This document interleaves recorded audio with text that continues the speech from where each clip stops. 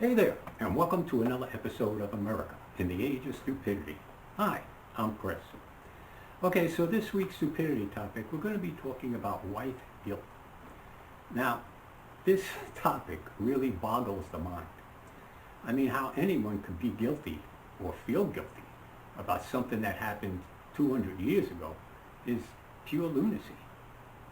I mean, I could feel guilty about taking 50 cents from my mother's pocketbook when I was a kid, but guilty about slavery?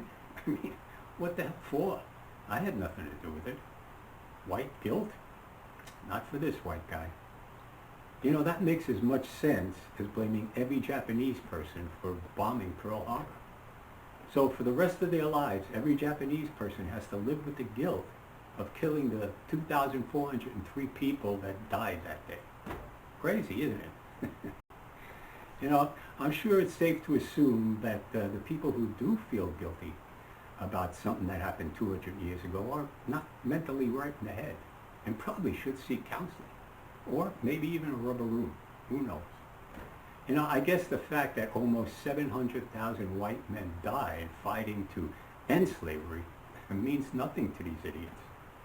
I wonder how many should have died to keep their conscience clear. Anyway, why only white guilt? What about the black men who owned black slaves? And what about the Indians? They also owned black slaves. And what about the Muslims who were pretty much responsible for the slave trade around the world?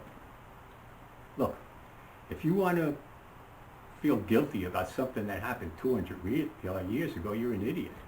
All right? I mean, white guilt is for the simple-minded. As for me, not for this white guy, I'm sorry.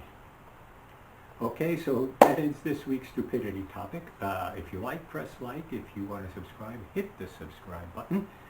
And please, if you want to leave a comment, leave a comment. I'd love to hear from you. Okay, so just remember, just because we're living in the age of stupidity doesn't mean that you have to be. All right, so now, God willing, I'll see you next week. Until then.